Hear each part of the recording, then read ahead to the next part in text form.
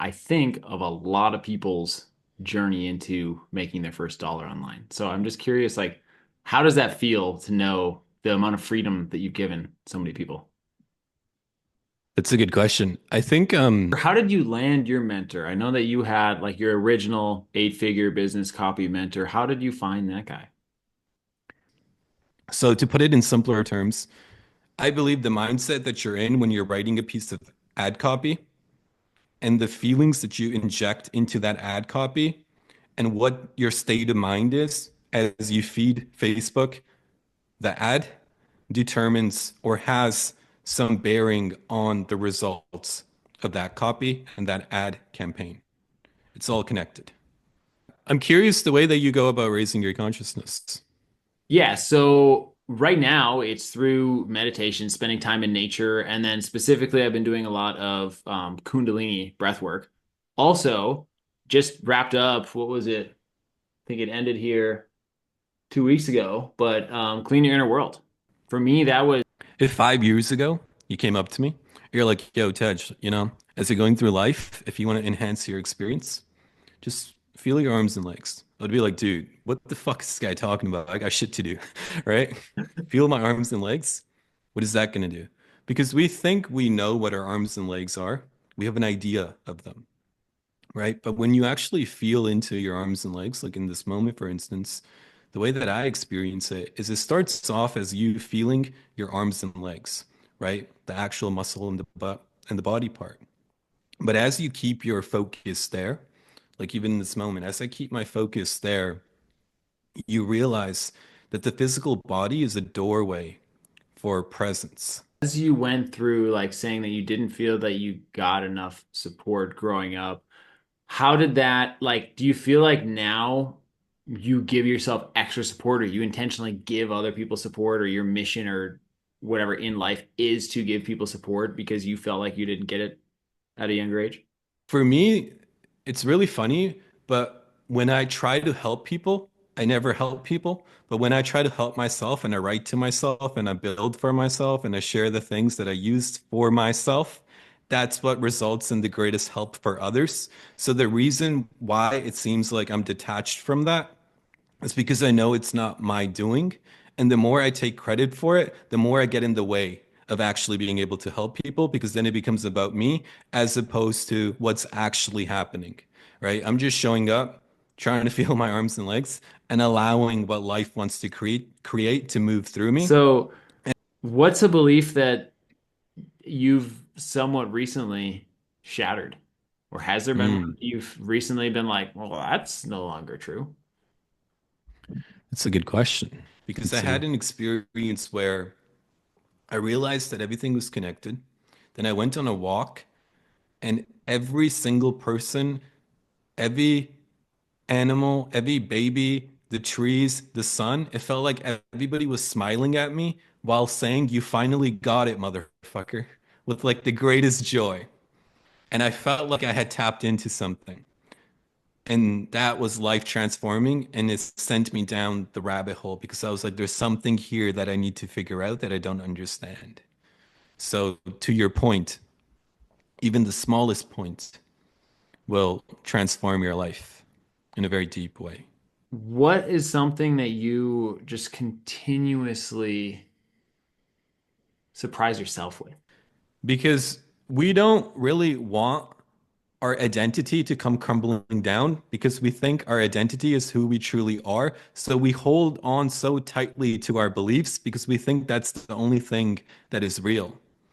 But in my experience, what I realized is when you actually bring openness to your beliefs and you start to let them go or risk letting them go, you actually start to experience what the beliefs were pointing to, which is actually real and fundamental. And when you get there, then you can truly live because you don't cling onto anything because you realize nothing that is real can die. So you don't have to cling and you don't have to attach and you don't have to worry. You can just live and you can question any belief. You can look at anything and actually ask yourself, is this true? Because you're actually connected to a deeper truth that, again, is timeless, right? When you start to know more and more and more of this stuff and you just see people living in fear, do you just send love to them and go on your way? Or how do you, because Yeah. it's like, I see this person suffering and I'm like, I want to help you and I have what I think is the answer, but I can't just tell you. I think the greatest type of help that you give people is through your presence and not through your words. Then you went on your journey and then you started traveling the world and, living a life of freedom. And then when you joined Clean Your Inner World for the second time, you mentioned you're about to have a child. So I'm curious how it feels like for you in this moment to have actually bet on yourself and to actually be in this position that you're in before you welcome your child into this world, and just how you feel as a whole as a result of going through that journey as you prepare yourself for such an exciting new adventure that is forthcoming. Yeah, man, I'm actually like kind of getting tears in my eyes as you ask that. So it feels really good. Let's do it.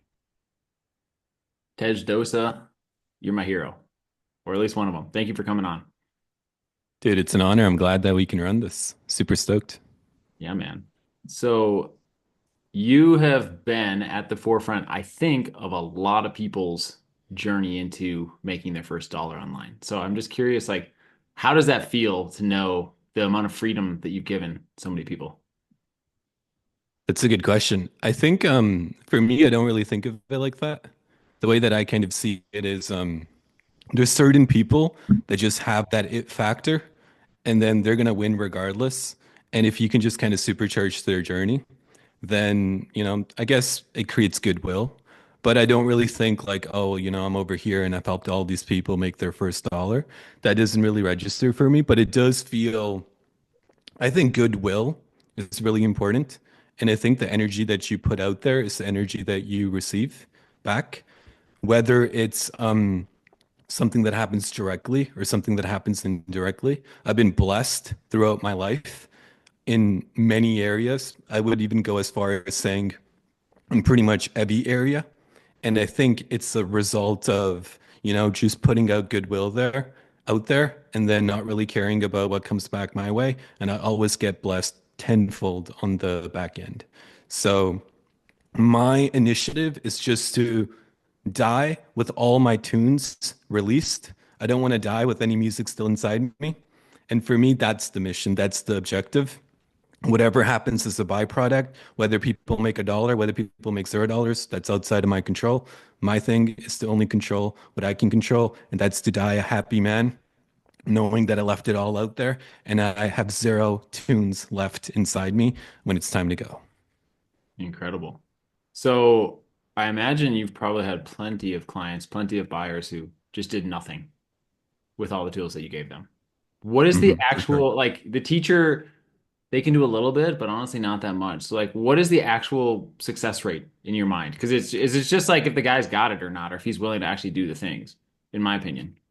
Yeah, I mean it differs according to the program. Like for instance, if it's a higher ticket program and people are showing up to the calls and they're putting in effort, that success rate is a lot higher, right? With other things, there's like a lower ticket offer, for instance. With offers like that, a lot of people sometimes will, it's crazy. They'll buy it and they'll never actually even start the course. Like they won't even go through it. And that's like a common statistic. I mean, it kind of is what it is in the info space, but that's something that's quite common. Even when I was working with a lot of clients, for instance, we would have access to the back end. And then it was always surprising. I'm like, this person was so fired up to create some sort of change and they bought it and they never actually went through with it. I do think some onus of that does fall on the marketer because I think it's as your job as a marketer isn't just to sell people on an offer, it's to actually get them to use the offer so you can build up your proof element and then use that on the front end. So I think if people buy your offers and don't actually use them, that's a problem that the marketer needs to fix or do more to alleviate and not just be like, oh, like that's like up to the people. If they go through it, they go through it. If not, if not. Yeah. I love how I think it might even be your opening email sequence. You're like, my goal is to get you to stop reading my content, to stop consuming my content. It's so Yeah. cool. So, um, who was your, or how did you land your mentor? I know that you had like your original eight-figure business copy mentor. How did you find that guy? For me, I was writing copy for a very long time. I mean, not a long time, relatively speaking, but for me, it felt like a very long time. And my copy was all right, but it wasn't like anything special. It was like kind of hit or miss. Sometimes, I would be able to write something, and most of the time I would just struggle. And I would just like second guess myself, doubt myself. I didn't really consider myself a writer. Even now, like when people sometimes call me that, I'm like, that's kind of weird. It doesn't really like fit well because for me, I just feel like I'm talking in my head and I'm translating it live. So it doesn't really feel like I'm writing, right? It feels like I'm having a conversation with the reader mentally and I'm transcribing it as opposed to writing. So for me, I was doing my thing, and I think it was an old Mark Cuban blog post that gave me the idea where he was like, a lot of people start out in their field, especially when they're young, and they waste all this time trying to figure it out. But when you're young, the advantage that you have is you have a lot of energy. And people that are ahead of you and older than you, they really resonate with that youthful energy and that spark.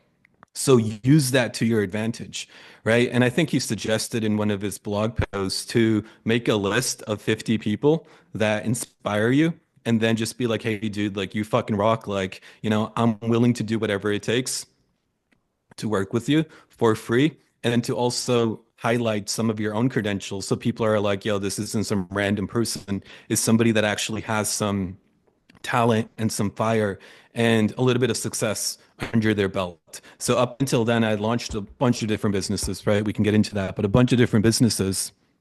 And I always made money with each business, but I would always stop when it came time to put my foot on the gas pedal and truly make a pretty penny by going ham with sales and marketing because I was always scared to pick up the phone or to talk to people and sell them, right? So I would always stop short and I would just be like, oh, whatever, fuck that business. Let's just carry on to the next thing. So I would just take whatever money I made, roll it into the next thing, right? But when I had that realization, I was like, instead of trying to figure this out by myself, let me just make a list of top marketers or people that I see or people that I know or people that other people have recommended and see if I can land some sort of apprenticeship with them.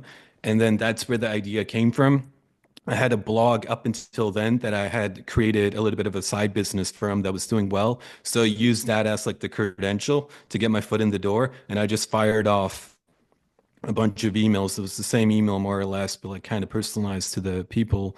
And then I got a bunch of people to bite and like jump on a call with me. But then the person that I ended up actually working with was based out of Singapore. Oh, incredible. Okay. Did you at that time have any of the like some of the stuff you teach about reality creation? I don't know if you call it that necessarily, but were you already into some of this stuff that some people are going to call woo woo or whatever you want to call it, like just being able to like command and get the universe to give you back what you want? Were you already aware of this kind of stuff at that When I time? first got into business, I got into the online space when I was like fucking around with it when I was like 14, 15. At that time I wasn't aware of it. I was didn't know anything. And then the way that I got aware of it is I would read a lot. So I read like from 14 to age 20 more books than, you know, like just an insane amount of books because I was just trying to essentially learn everything that I possibly could.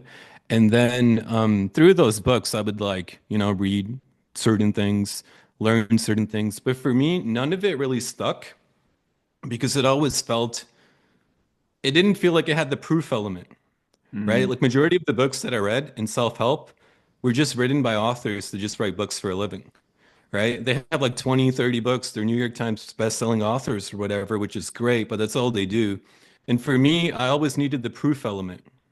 I would be like, if this works, then show me it works outside of what you make money with, which is selling books, right? So I would never really apply it. Like I would read the book and I would move on to the next book. That was my thing. I would never really apply the books because I wasn't convinced. But then the way that I got into the reality creation stuff, I guess, if you want to call it that, was when I read this book, Trevor Blake, The Three Simple Steps. I think it came out in 2013. I don't know how I found it, but I read it around that time.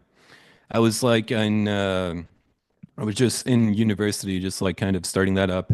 And for a very long time, my grades used to be trash, right? Even the way I got into the university, did some short response stuff to get in, which was funny. But once I got into the university, my grades used to be trash. And then I read Trevor's book, and his was very authentic to me because he was like, all proceeds of this book goes to cancer research. I don't get anything from this. Evie, here's proof that I've actually applied this outside of writing books. And he had sold like a couple of companies in the pharmaceuticals industry. So I was like, oh, this is legit. And I just needed something so deeply to believe in at the time that I went all fucking in. Right. I was like, yo, like I just need something because I had nothing. I just needed something to believe in. And then I applied it to in school first, and I was able to transform my grades from like pretty trash to like straight A's, A pluses, whatever. And it didn't really take much more effort. It wasn't that I was studying more. It was like I would just show up and kind of use my mind in a different way. And it started generating results in school. So at that time, the next thought that I had was if this works in school, let me actually run this in business. So that's when I started to apply it in business. And for the bulk of it, I think like for the first 10 years, I just did the three simple steps. I would do the taking quiet time exercise every single morning. I would do the mind movies and the visualizations. I would write my intentions in the past tense as if they're already achieved. And then I would control my mentality to the point where I would only expose my senses to things that I wanted. So just like a bunch of biographies and documentaries. I watched no news, no politics, none of that. My vice at the time, I guess, I used to be a pretty big hip hop guy. So like I would always go on World Star Hip Hop and it was just trash, right? So I was like, I need to cut that out. So once I started making those changes, I was able to actually see real results in business as a result of applying that. And then after that, I was just like blown wide open because there's so much more here. There's so much more potential to us that we don't really tap into. So that was kind of my gateway drug. And then from there, I went much, much, much deeper into many different realms, and we can discuss that if you'd like. But that's when it really got much more crazier, and I started really just split testing and experimenting like a madman. That's incredible.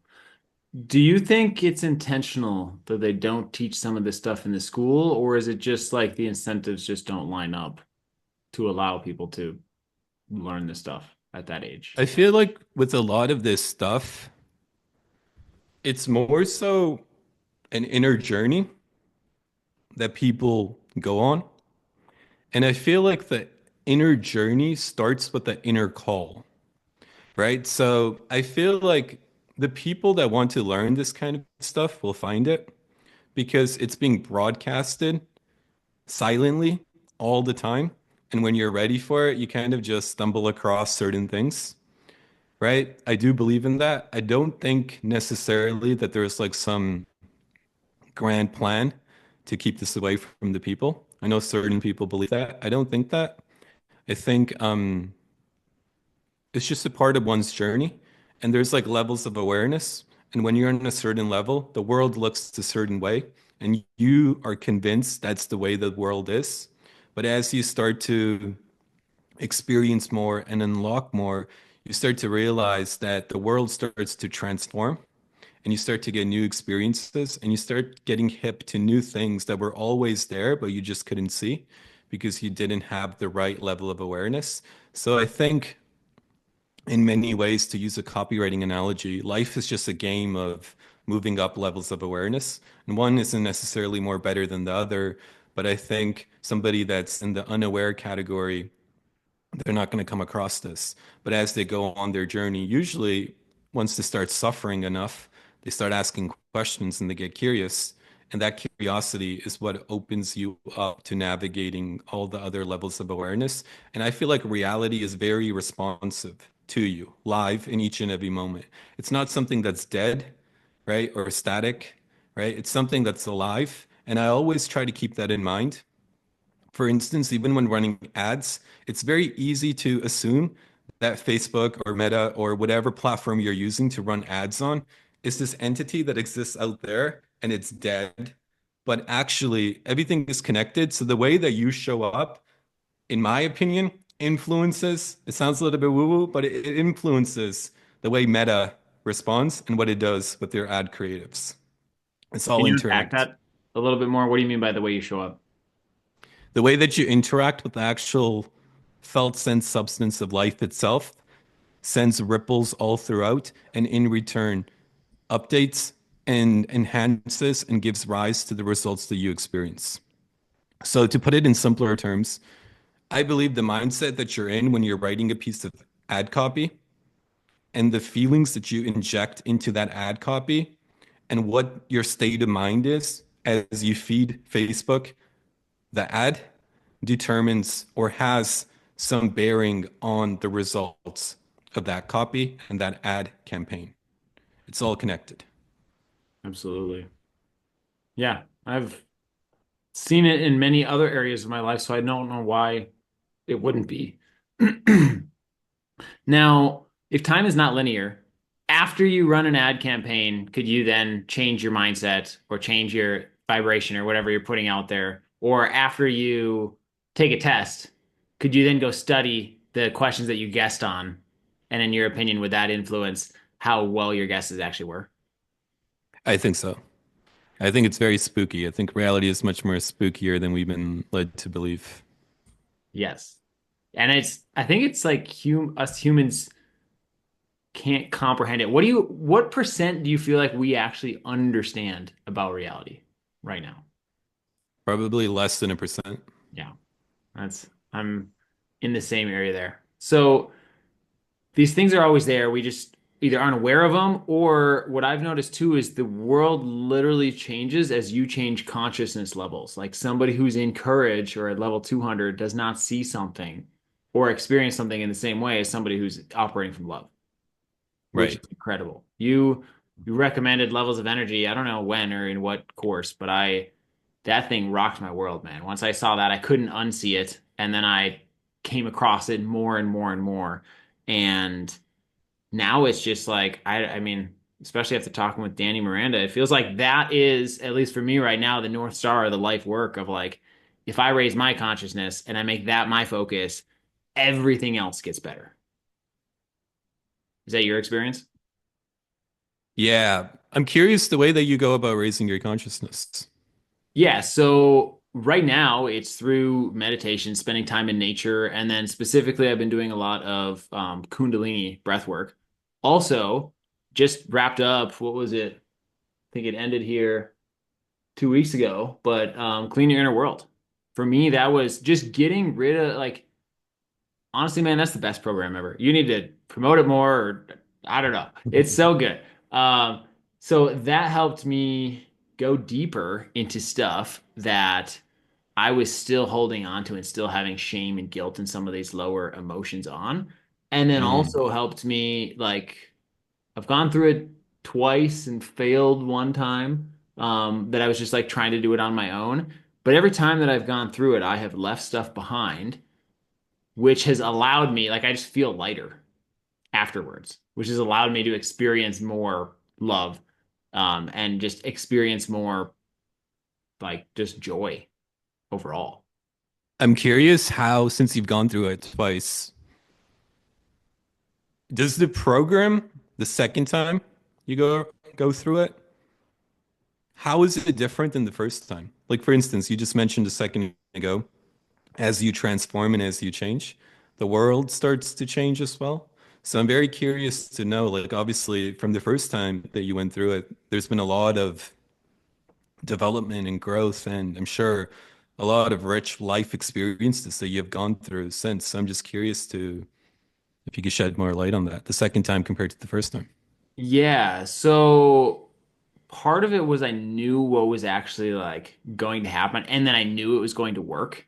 So that was the other thing is like I Mm. actually, for one, there was 4 straight weeks that I was super consistent. We didn't miss a day. And then there was a couple days that we just because we were like moving cities, moving houses, things like that, we missed. And I was just like, it's fine.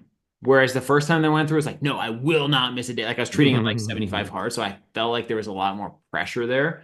And I Mhm. knew this time through that, yeah, if I miss a day, I don't lose progress. Nothing's going to matter. Also, what else? Um, it's kind of like when you read a book a second time, like different things stand out in the process. So in the course, like, oh, that's why that works, type of thing. Mm, And mhm. so revisiting the material a second time, I'm looking over here because I got my whiteboard still up of the days. I don't know, it's not going to tell me anything. But the last thing is, I mean, already I do just about all the practices. Like this, oh, here was the biggest thing that was different. The feeling the arms and the legs, that Dude. practice never did it. Like how am I supposed to do that? And now I'm like constantly doing it to the point where I'm like, do I have like bugs crawling on me? Because I like live in the jungle where there are bugs that sometimes crawl on me. So that one was so much stronger for me this second time through. And just so much more like, oh, I'm feeling anxious right now. What if I just feel my arms and my legs more? Mm. Dude, that Dude, that one's one's fire. fire. That one is so underrated because, again, like going back to the level of awareness thing, it's like if you tell somebody, and I'll just use myself as an example, right? If 5 years ago you came up to me, you're like, yo, Tej, as you're going through life, if you want to enhance your experience, just feel your arms and legs. I would be like, dude, what the fuck is this guy talking about? I got shit to do, right? Feel my arms and legs. What is that going to do? Because we think we know what our arms and legs are. We have an idea of them, right? But when you actually feel into your arms and legs, like in this moment, for instance, the way that I experience it is it starts off as you feeling your arms and legs, right? The actual muscle and the butt and the body part. But as you keep your focus there, like even in this moment, as I keep my focus there, you realize that the physical body is a doorway for presence, right? And since the physical body has sensations that are constantly transforming and changing, it's the perfect meditation because you can't just feel your arms and legs in one moment and be like, I felt my arms and legs. They're constantly transforming and changing, right? So if you continuously keep your focus there and you bring it back, you start to actually open up a portal into presence. Even you may have noticed like my voice is starting to shift by just paying attention to my arms and legs, and more presence will start to infuse this moment. I can even palpably experience the change in my space in this moment by just doing that. So the reason I share that, going back to the level of awareness thing, is 5 years ago, I would be like, dude, arms and legs, I know what those are. But now I'm like, that practice, even though it's so simple, it's had the greatest impact on my life by far because it's quite literally a portal that allows you to open up the door to a world that is infinite. Yeah. I just started actively sensing now on like, yeah, especially my feet, I can feel them pulsing so well. And always I found the bottoms of my feet are like the easiest thing to sense. Do you have, is that the Mhm. same for you? Yeah, I think that's the easiest because it's kind of like the way that I sense my bottom of my feet. It's like they're anchored into the ground. And it's such a beautiful feeling, for instance, in this moment, to feel the bottom of your feet and to feel the entire support of the universe in this moment. Like you can call it the universe, you could call it God, you could call it life. But in this moment, if you feel your feet and you feel where you're sitting, you realize that you're being held in life's loving embrace in each and every moment. And there's infinite support here for you to actually go out and live the greatest adventure, right? For me, the thing that I lacked the most growing up was support. So for me, it was very difficult initially to get into my body because I didn't trust my body. I didn't trust that there was actually something here that, was loving and supportive and grounding. So I resisted the practice for a very long time, and sometimes I still do. But when I can actually land in my body and feel it, then that portal opens up. And it's by far the greatest discovery that I've experienced because it satisfies the deepest longing in my heart, which is presence. Hmm. I love that. So how did, as you went through like saying that you didn't feel that you got enough support growing up, how did that like, do you feel like now you give yourself extra support or you intentionally give other people support or your mission or whatever in life is to give people support because you felt like you didn't get it at a younger age? Yeah, it's funny because that's what came up. I did Danny's retreat, the second one. The reason for being exercise. Shout out Talia. Shout out Danny. I think they have a workshop coming up on that. That'd be good. Yeah. Um, that's what came up for me, which was lacking support and not having that. And what's funny is I had another friend also attend Danny's retreat who was a CCU student. And through CCU, we realized that we live in the same city. So we kind of met up and we went on a walk. So his name's Ryan, and we've known each other for 5 years or whatever. And that's what he echoed. He's like, I had never seen the connection, the parallel. He's like, when I read your stuff and when I was in CCU, and the way that you would interact with me and the things you said, it really gave me support to be like, hey, I can do this. And I had never seen that part. It was always like unconscious for me because when you feel like you lack support, you don't really feel like you can give anybody else support, right? You don't even let that into your reality, even when it's happening. So for me, when I went to Danny's retreat, for instance, and we ran that exercise, it was cool to see how a lot of people, when they're reading the emails, they feel very energized and alive after reading them. And they almost feel like they can do anything. And I was like, oh shit, like people are getting a level of support that they may not get from their parents, right? So it's like you read this email and you feel this love for life again, this childlike wonder and this awe. And that makes you want to engage passionately with your unfolding life.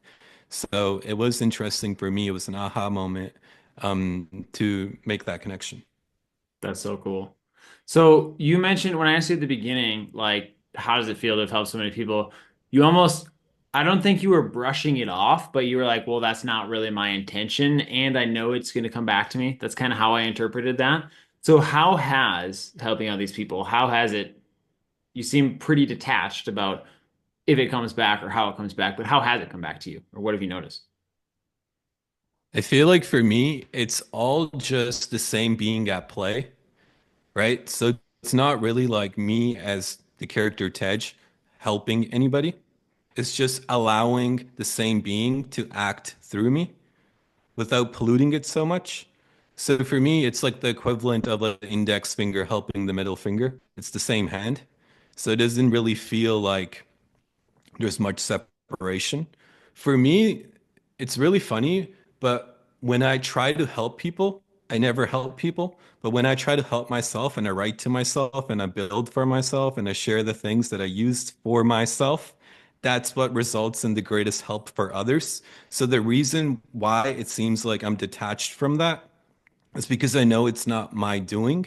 And the more I take credit for it, the more I get in the way of actually being able to help people because then it becomes about me as opposed to what's actually happening, right? I'm just showing up, trying to feel my arms and legs and allowing what life wants to create to move through me. And the way that it's set up is so beautiful because the moments that I feel the most alive and the most like myself is when I'm the least there, right? So I'm addicted to it. I'm like, I crave nothing more but the freedom that comes from becoming free from who I take myself to be. And when I get into that zone, whether it's building a business, whether it's writing, whether it's jumping on a call, whatever it is, and I'm not there anymore as the character, and there's just this freedom of being to manifest through me in a free flowing manner, it's fucking incredible and I fucking live for it. Yes, absolutely.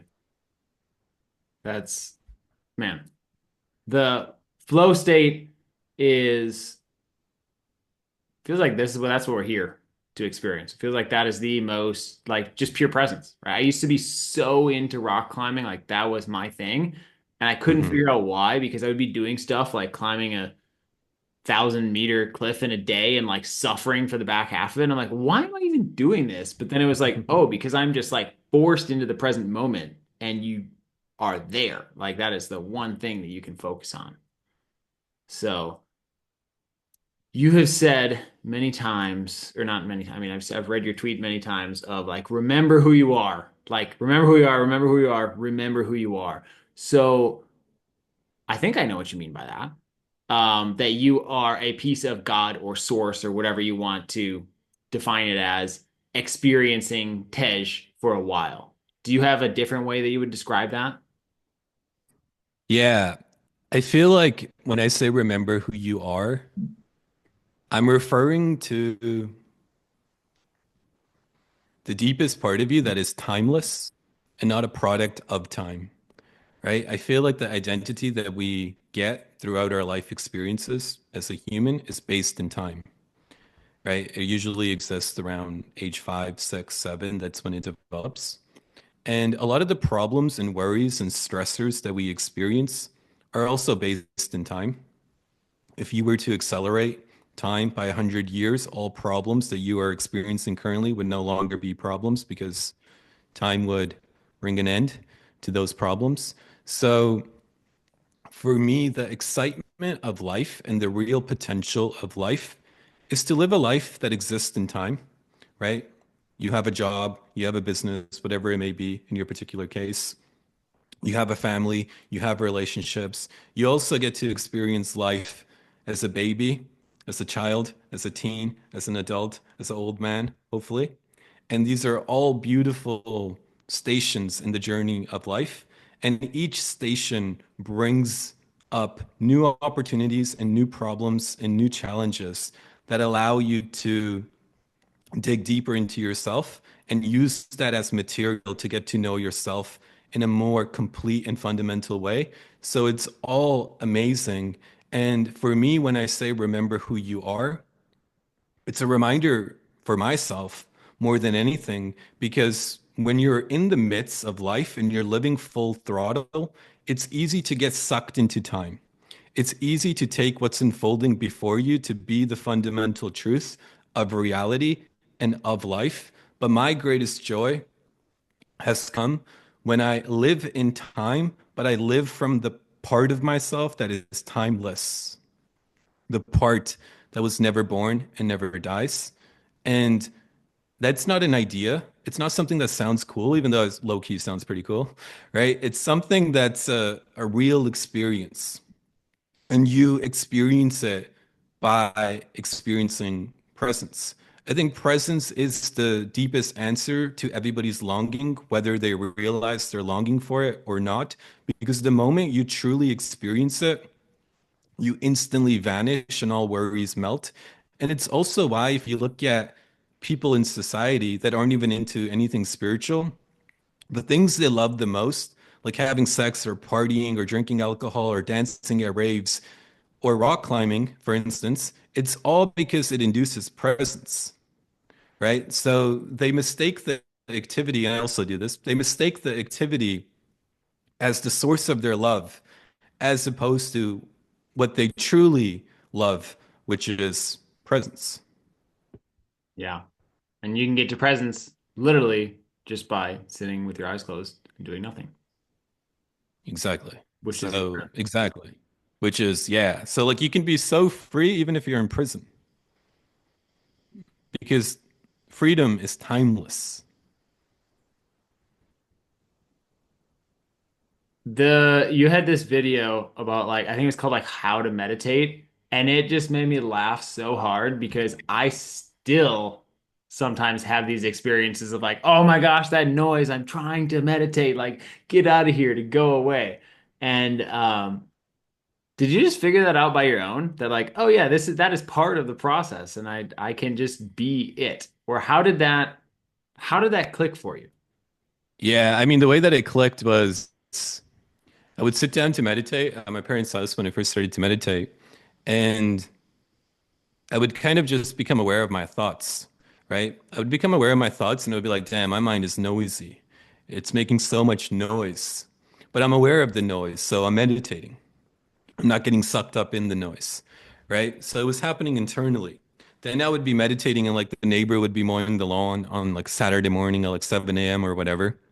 I'd be like, dude, I'm trying to meditate. Like, what the fuck is this guy doing? Or my mom would be blasting the TV downstairs, right? And then for the first couple of sessions when I had these experiences, I would be frustrated, right? I'm like, I need peace and quiet so I can meditate. But then I realized that there really is no difference between the noisy thoughts in my brain and the noisy noise of my neighbor's lawnmower or from the TV that's coming downstairs, right? I was like, it's let me just make that a part of my meditation. And that's when meditation really started to click for me because before then, I could meditate in the morning on my couch, and then I would get lost in the noise of the world because I always viewed it as separate. Meditation is something I do over here, the noise of the world is out there. But when I was like, let me let the world in to my meditation and practice being centered in spite of the noise, the same way I practice being centered in spite of the thoughts, that's when the separation between the outside and inside really started to dissolve for me personally. And it just became this experience of just being open space and all the contents of life, whether they're thoughts, words, noises, TV, people, myself, are just arising and passing in this open space that I am. Are you able to maintain that all the time? No, absolutely not. What like is it like I mean, I think just going from 0% of the time or 20 minutes of meditating or even an hour of meditating to like 10% of the time would be a huge jump. Much less 20, much less 30, much less whatever. Is it just that you just constantly bring yourself back?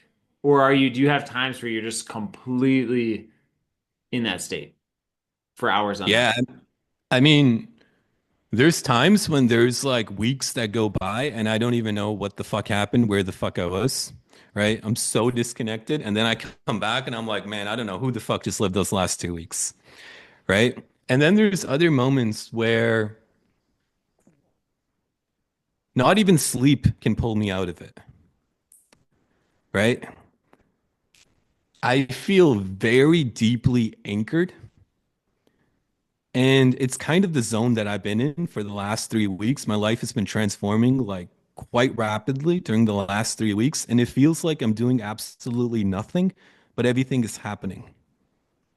And I feel very anchored in something that is quite profound and very deep. And it almost feels like I'm witnessing my life unfolding live by both experiencing it and witnessing it. And it's a beautiful feeling. And I've felt more anchored over the span of the last month than I have in any other time in my life.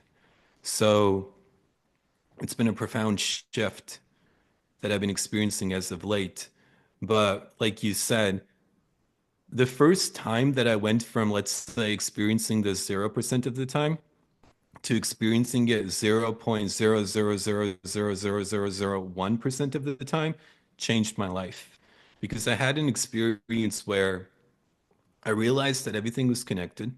Then I went on a walk and every single person, every animal, every baby, the trees, the sun, it felt like everybody was smiling at me while saying, "You finally got it, motherfucker," with like the greatest joy. And I felt like I had tapped into something.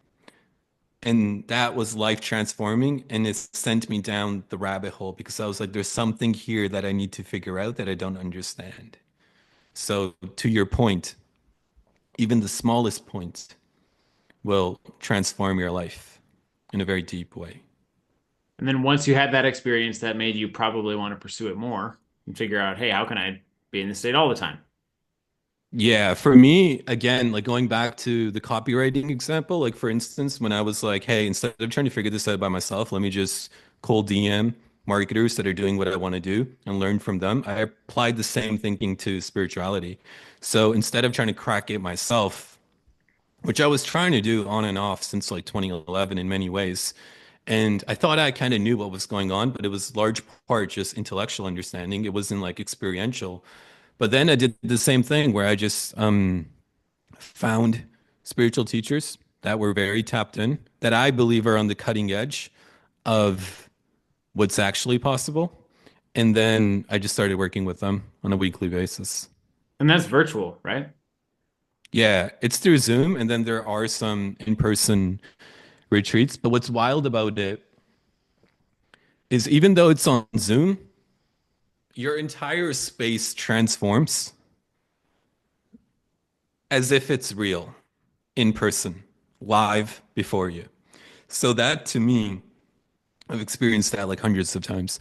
That to me is proof that our true nature is timeless and it's not fixed in some location. It's even so spooky that I can watch a video of an old recording where somebody is transmitting presence and that person may be dead, but I can still experience the presence that is activated by that recording live in this moment in real time or in no time to be actually more accurate.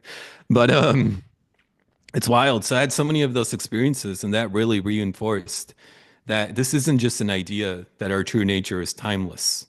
It's something that's very real, and you can experience it whether it's through a Zoom's recording or through a Zoom session. Have you ever had the experience, either breath work or meditation or any of these practices where just Tej has disappeared? Yeah. One time I was like super fascinated by breath work. And then there was this guy, he was like teaching holotropic breathing or something. And I was like, all right, this is when I was like a teenager or something. I was like living at my parents' house. Tell my mom I'm gonna go to sleep early, but I was gonna do the breath work. Right? I'm like, don't disturb me. I'm gonna go to sleep early. I did the breath work, and it's a long session, right? So at some point, I completely disappeared. I completely left my body.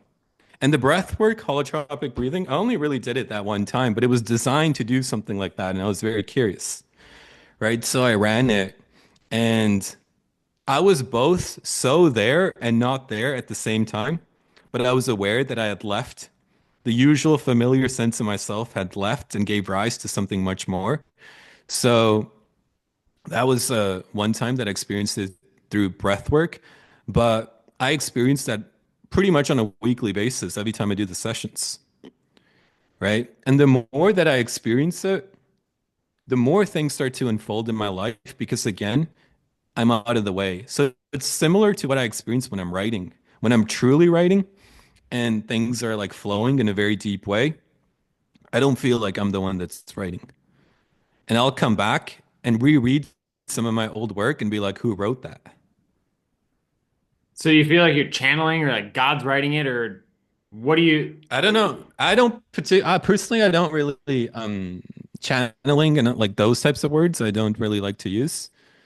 All I know is the way that I describe it is like again, there's one being at play. And even when I'm like showing up in a conditioned way, it's still the same being that's manifesting through me, but it's just manifesting through the layers of conditioning. Right? So it's not like I'm being Tej 90% of my time and then 10% of the time something flows through me and, I can say I'm channeling that. That's not my experience. My experience is whether I'm in a state of contraction or expansion, it's the same being that's arising through me. The only difference is when there's more contraction present, my experience tends to repeat itself in accordance with my conditioning. So it's very fixed and limited, and it feels gluey and sticky. And I'm like, I already know how this movie goes. I don't really want to live this day again. Whereas when there's not so much conditioning present, that being, it's like God's free to play and free to experiment and to pull pranks and to be a little, you know, and that type of energy is very addicting. Addicting isn't the right word, but that's how I feel sometimes because it's really a love affair with God through the form that is a mere mortal human. Yeah, and it's at least for me still rare. Something that I would like to continue experiencing more, but it feels like it's something I think when we say addicting, it's like I do feel like the flow state in and of itself is one of the most pleasurable or addictive states, but I think that you're right. That word isn't quite the right word because that kind of puts it on the pedestal, so to say. Yeah. It feels very nourishing. I think nourishing is a better Ooh, word. that's an incredible word.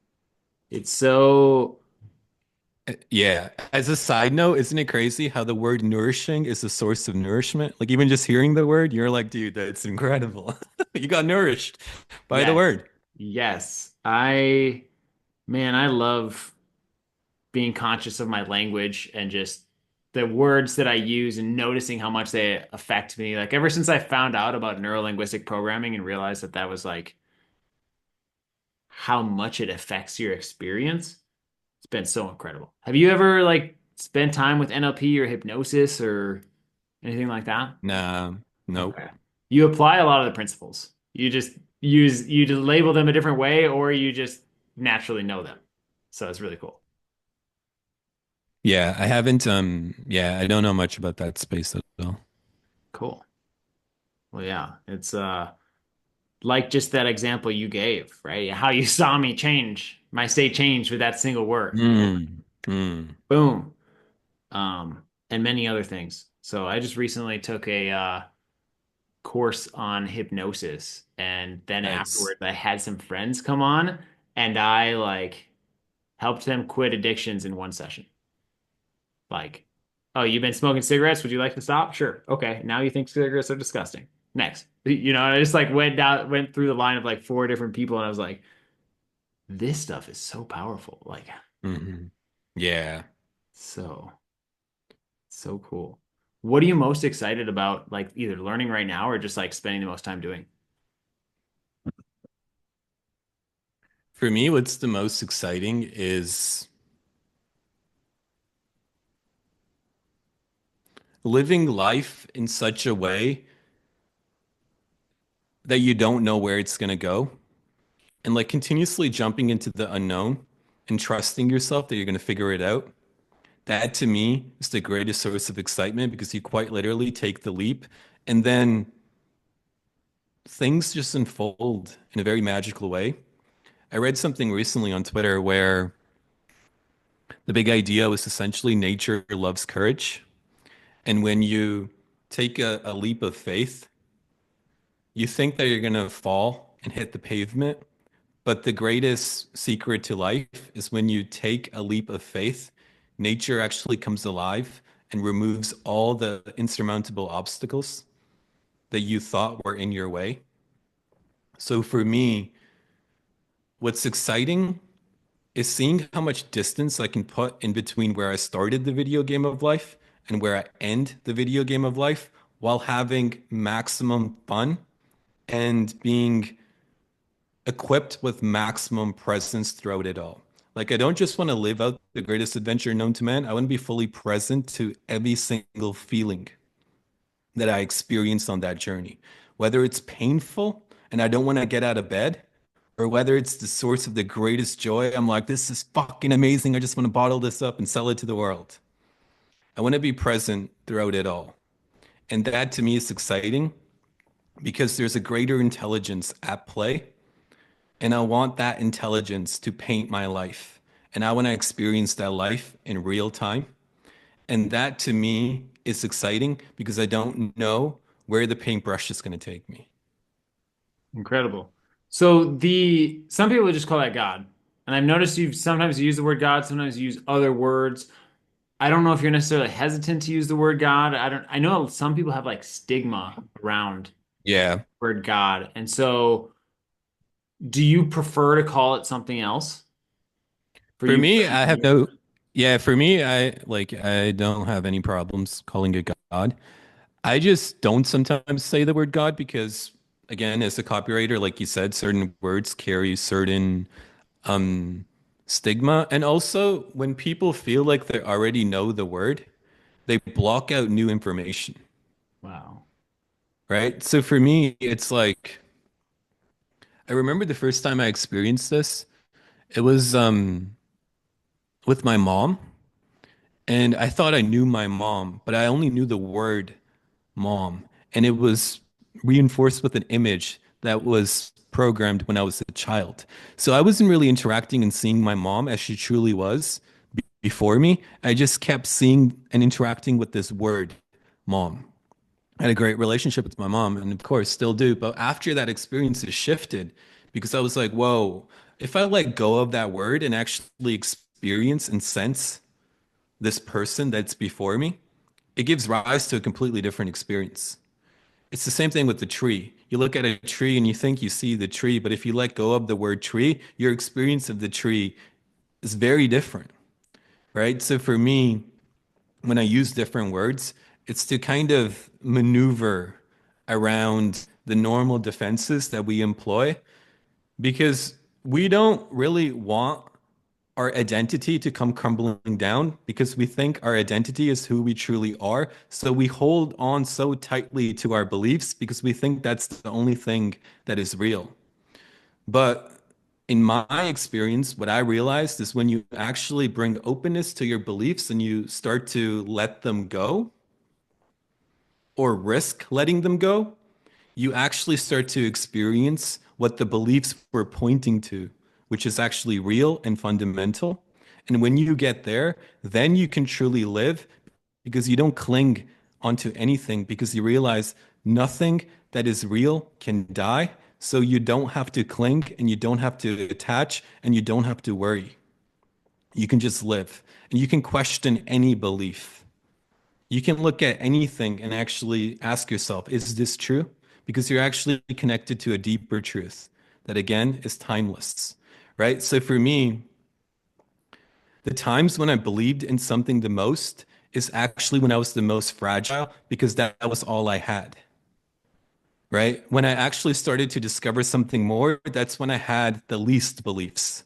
So it's kind of counterintuitive.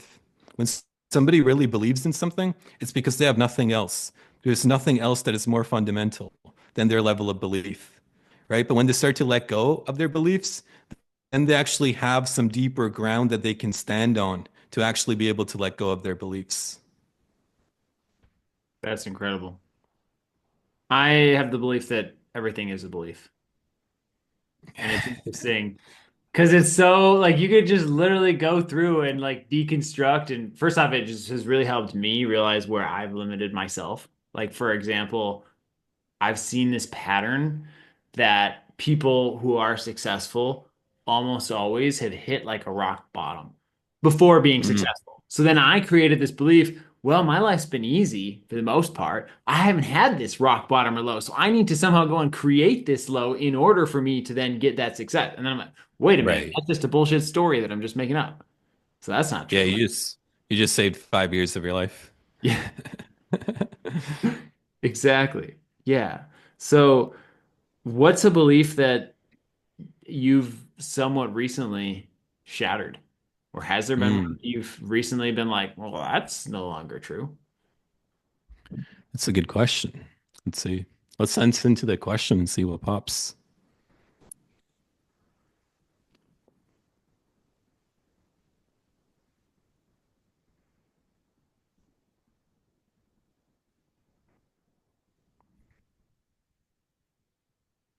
For me, it feels like it's not a conscious process.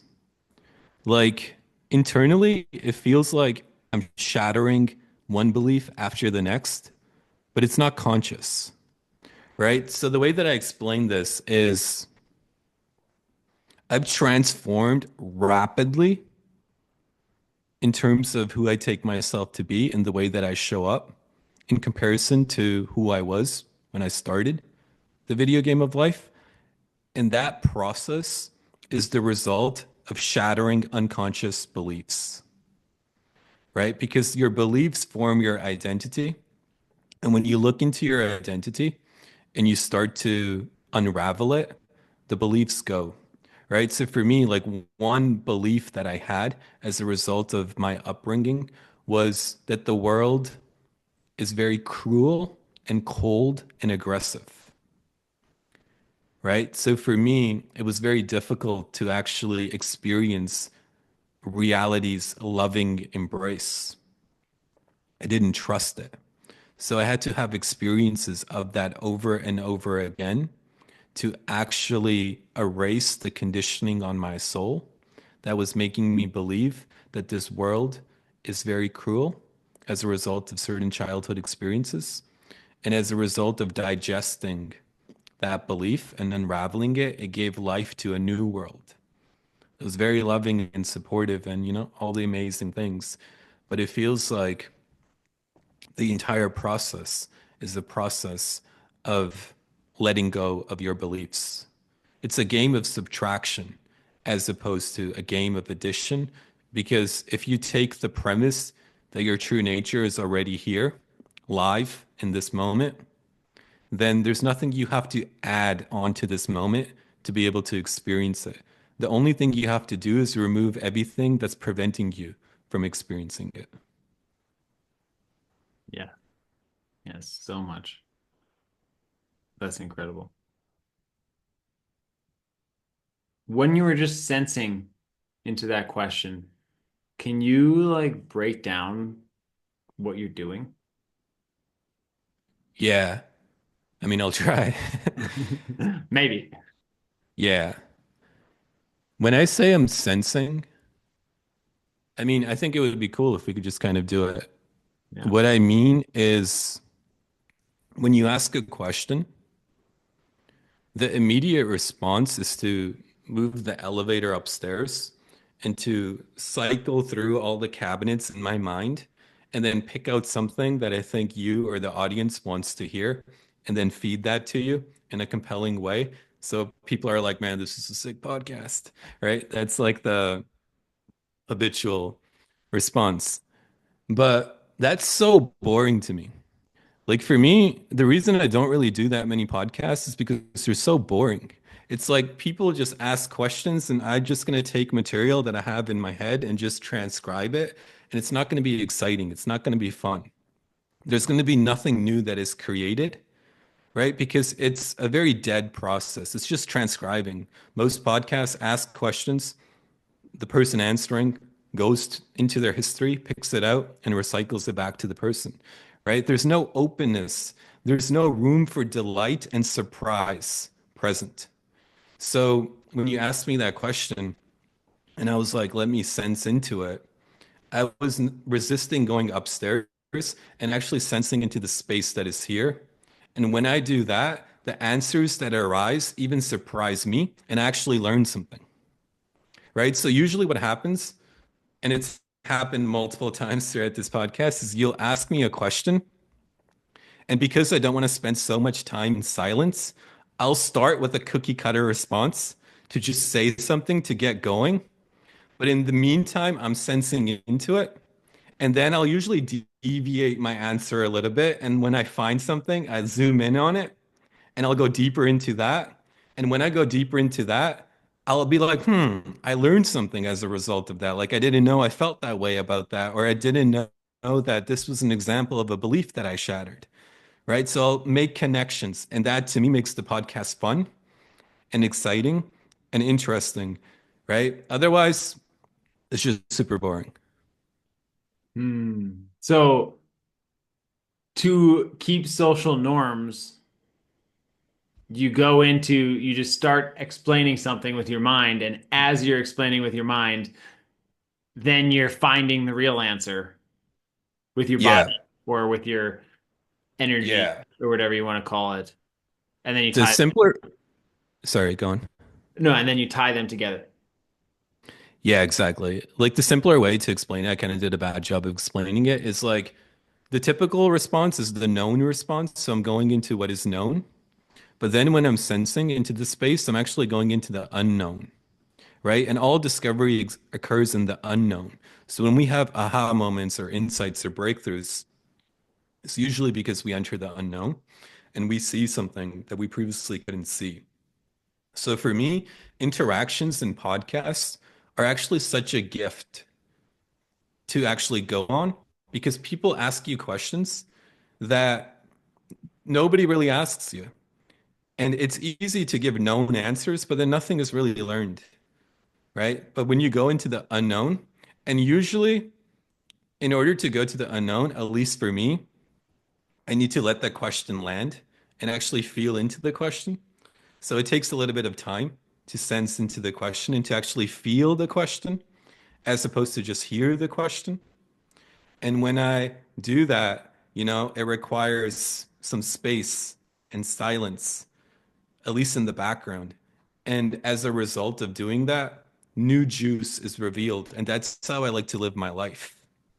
That to me is actually what it means to live life, right? Where you actually enter the space and you allow the space to guide you, whether you're building a business, whether you're on a date, whether you're traveling, regardless of what you're doing, whether you're on a podcast. Because through that process of living, you actually learn. And as a result, you become a greater being. Hmm.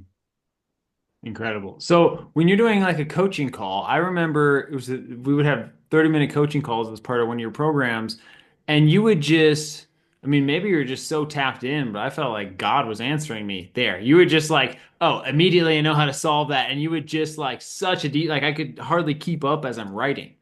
Was that coming from your logical mind, or was that just pure presence and you just reflecting? Like, where was that coming from?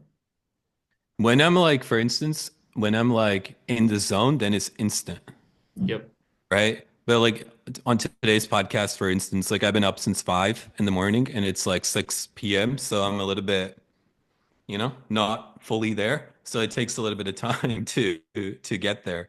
But there are moments, like you said, on certain coaching calls or whatever, where it's just instant, instant, instant, and I'm surprising myself in real time. And those feel so amazing. Like I just feel fully online. Yeah, that's one of my favorite things to do on coaching calls is I didn't prepare for this at all. I have no idea what I'm going to talk about, but instantly the answer is given to me.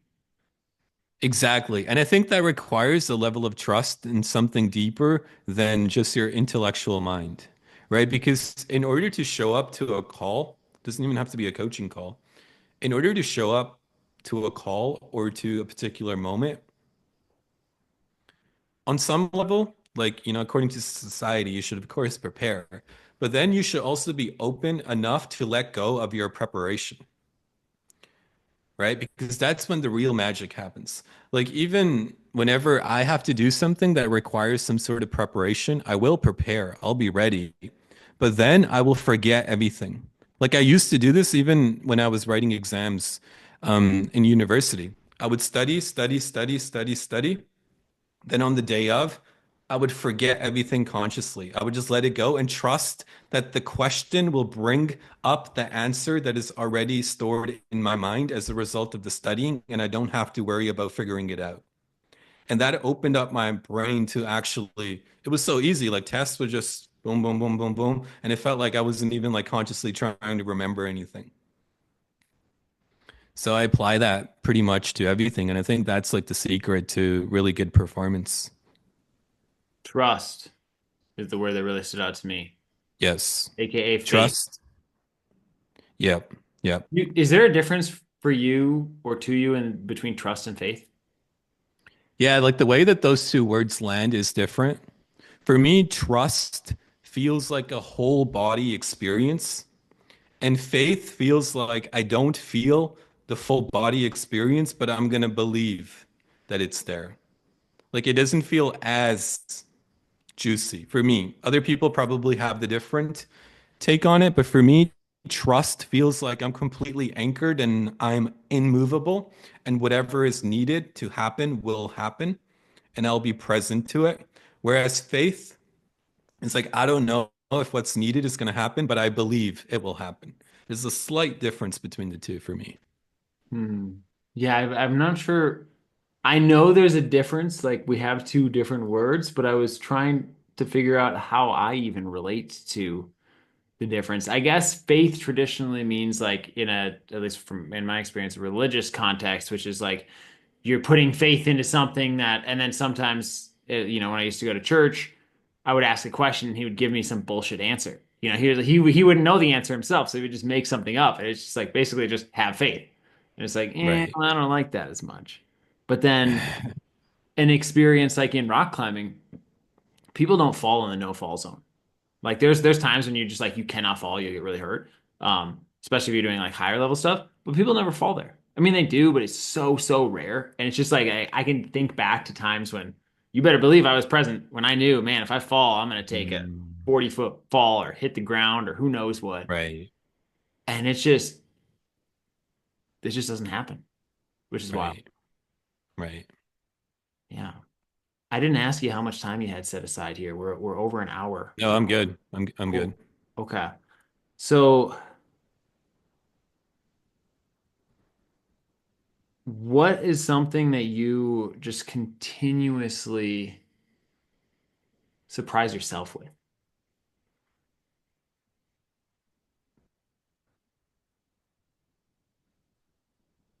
And I can frame that better if you want, but otherwise I'll just give you thoughts. Sure, But yeah, so just like there's, I believe we have all the answers. We know we have all the answers, but then a lot of the time we'll like surprise ourselves with like the lack of trust or faith in ourselves.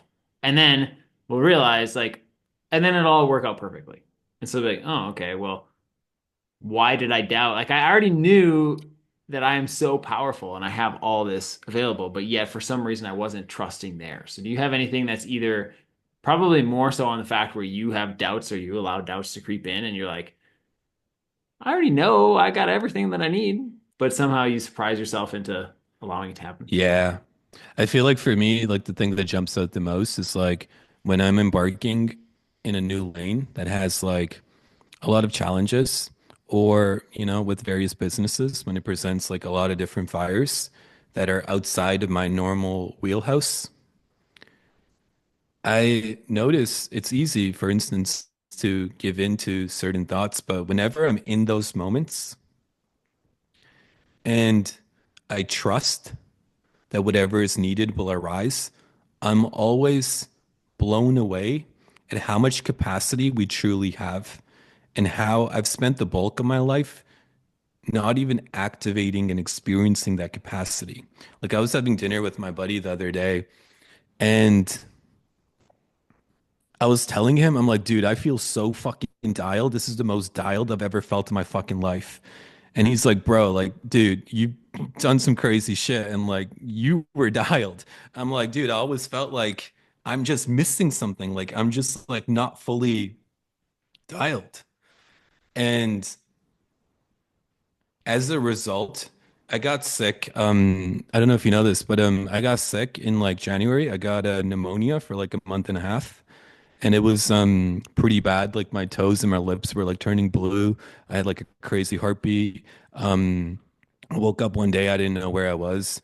It was like pretty bad.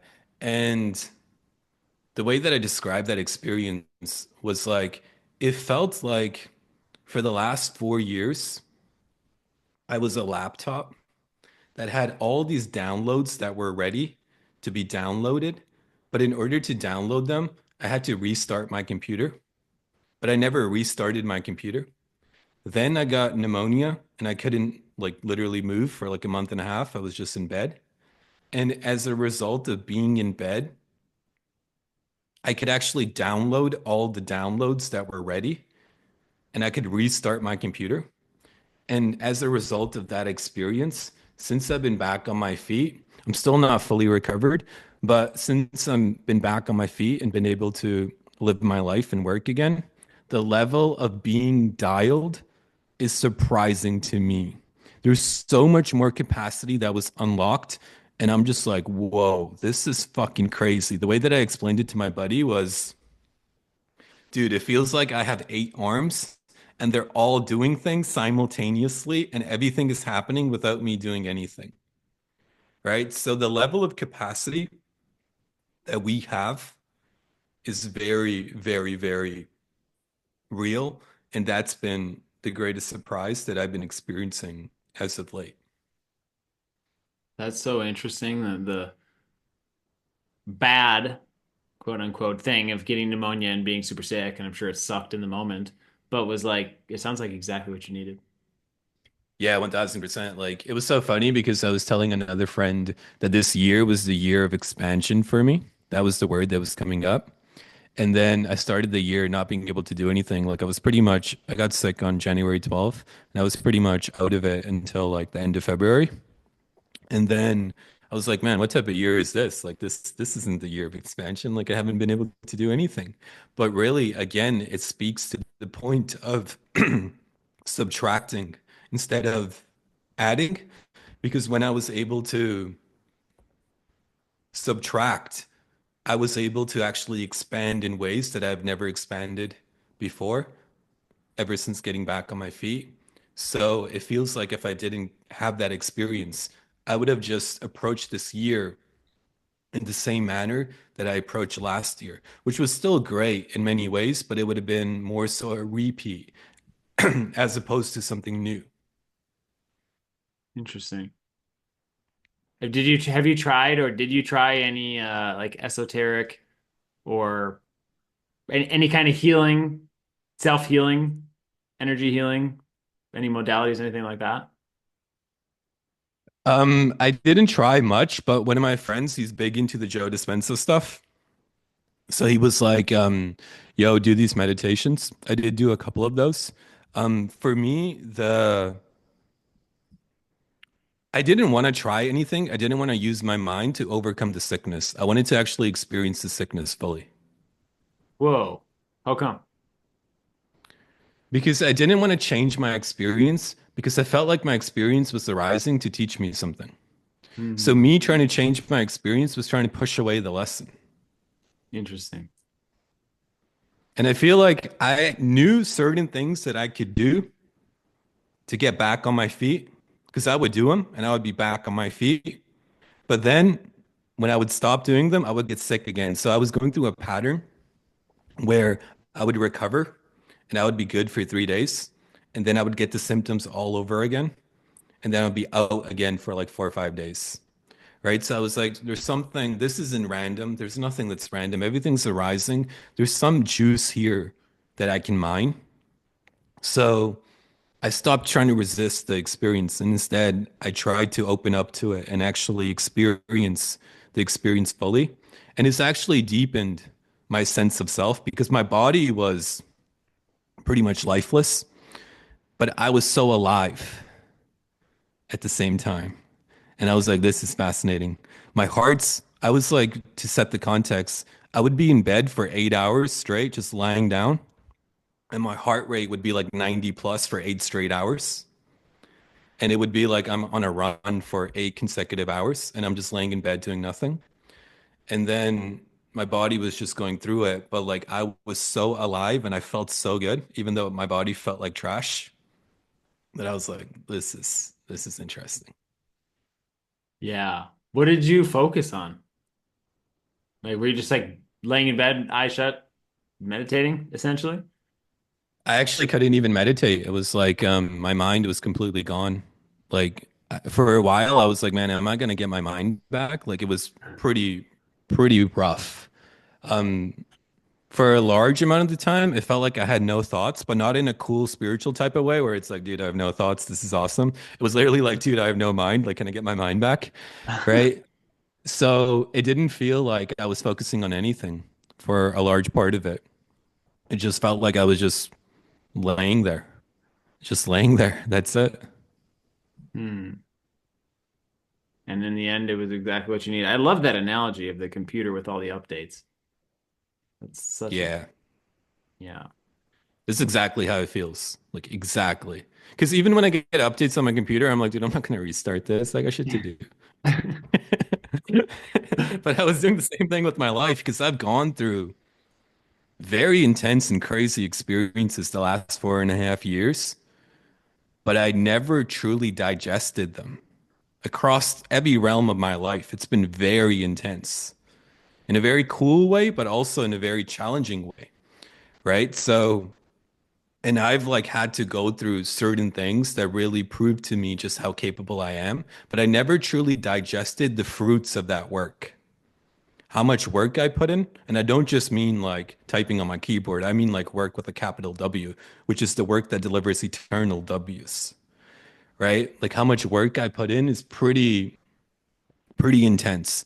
And I never fully digested the fruits of that work until I got hit, until I got blessed, going back to using words, until I got blessed with pneumonia, and I had to be out for a month and a half, and I could download the fruits of my work. That's so cool. Have you ever had a dream where you're like in heaven or where it was very clear that your subconscious mind was like giving you a message? I experienced that more so on a walk. One time I was on a walk, I was walking with my nephew. It was during COVID time. I was walking down the beach and everybody was masked up, right? This was like peak COVID where people were, I mean, I'm in Canada, so people were scared well beyond the point of fear. But everybody was masked up and they were like whatever, isolating or whatever they were doing. And we were just walking down the beach.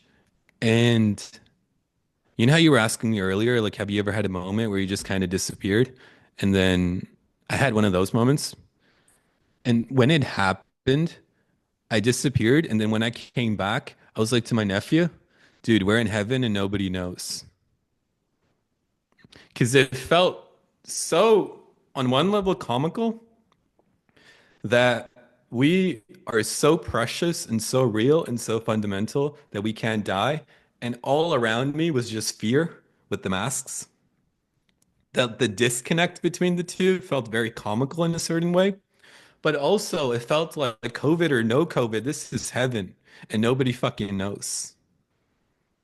And it Yeah. was actually painful on some level, but also energizing on another level. Yeah. That there's sometimes I feel like I should be the one to like wake people up. And I know that's not the answer. I feel like I remember in one of your, I think it was the beginning of Consciousness Accelerator, you're like, don't share this information with anybody because you'll lose more than you can gain, or there's some kind of ritual there. But when you start to know more and more and more of this stuff and you just see people living in fear, do you just send love to them and go on your way? Or how do you, because Yeah, it's like, I see this person suffering and I'm like, I want to help you and I have what I think is the answer, but I can't just tell you. I think the greatest type of help that you give people is through your presence and not through your words, right?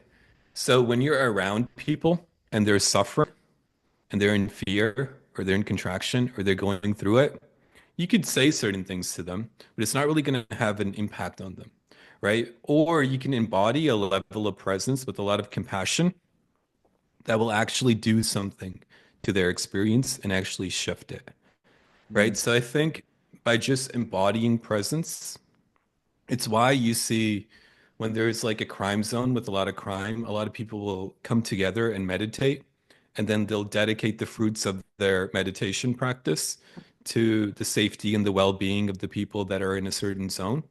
And I think that actually does something very real because it sends ripples all throughout the field in which we all live, right? So when you show up and somebody is in fear, I don't really believe in telling them anything because, you know, I wouldn't listen. So I don't expect them to listen. Instead, if somebody's suffering and I feel into my arms and legs, I notice something interesting starts to happen. One, the experience is held in more presence. But two, what is needed for the person starts to arise and is usually different than the way that I would have gone about helping them, right? Instead of me giving them advice, when I feel into my arms and legs, it may actually lead to me asking them a question, or it may lead to me just holding their pain with them and not trying to change it, right? Just being with the pain and not trying to fix it. So I'm always surprised at what actually happens when I let go of the desire to try to help and how what actually ends up happening is a lot more helpful than anything that I could have done. Yeah. Here's where I need to spend more time working on myself because I'm a problem solver. And I've noticed that. My wife will come to me with a problem and I'll try to fix it. And really, what she just wants me to listen, you know. Yeah. So Yeah. that's I'm not, well, that's something I'm learning. That's what I'll say. Do you have any experience with hand positions, mudras? Like I literally just found myself right now doing the whole Andrew Tate Mm. thing. Do you have any experience with Shout out Andrew Tate. yeah, do you have any experience with, your hands in this position or any positions on how they make you feel or what they do to change your energy? The only one that I'll do sometimes, it's like a 3 point one. So you do this at your head, and then you go like this on your heart, and then you go down on your belly. Just like you And just did, like one, two, three, or you hold yeah, it for a long time. I'll just like do it quick styles. And the reason why, I don't know the reasoning behind that, but the way that it makes me feel is it aligns the head, the heart, and the belly. So the head is like this, where it's like, you're open to receiving. The heart is this way because the heart passionately engages with life, and the belly is downward. So you're anchored into presence, into what is more fundamental than present moment circumstances. So that's the potential for each center. When I'm experiencing myself in my most authentic nature, I feel the belly to be like a vacuum. It sucks up all my worry and all my stress and really just grounds me into the bottom of my feet where I feel very anchored. And my heart feels this outward pull to want to participate in what's unfolding before me, regardless of what it is. And my mind is connected to something higher. It's more open and it's receiving something. So it's like this. So that hand gesture is kind of a remembrance of realigning the centers to their true purpose as opposed to clogging them up. Because for me, I have a tendency to be more in my head and be disconnected from the belly. So I try to create support through my ideas as opposed to feeling the support through my belly and through my body and through my feet. Yeah. Okay.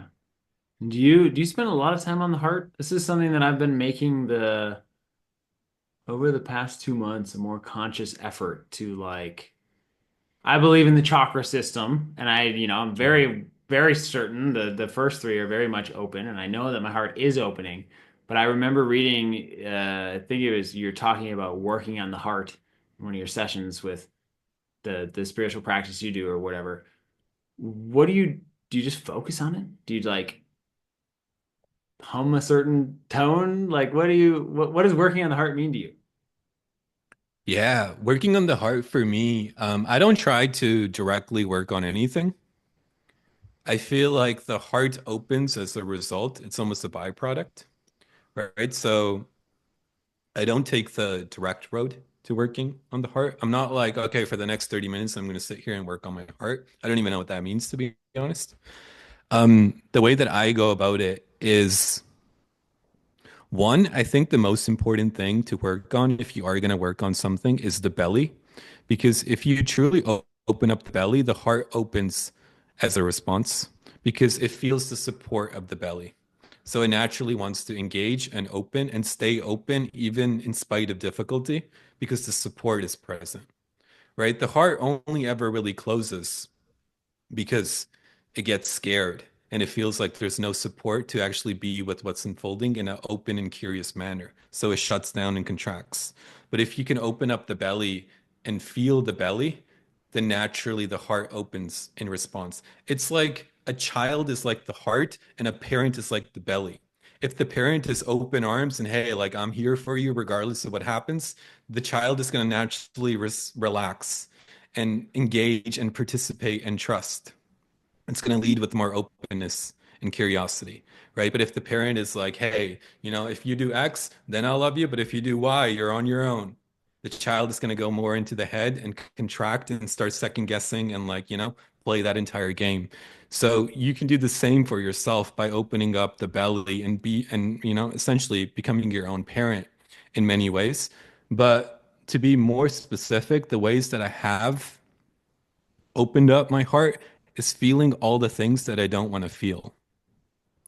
Right. So for me, it's not like I'm going to open up my heart by humming something or meditating and doing something that feels good.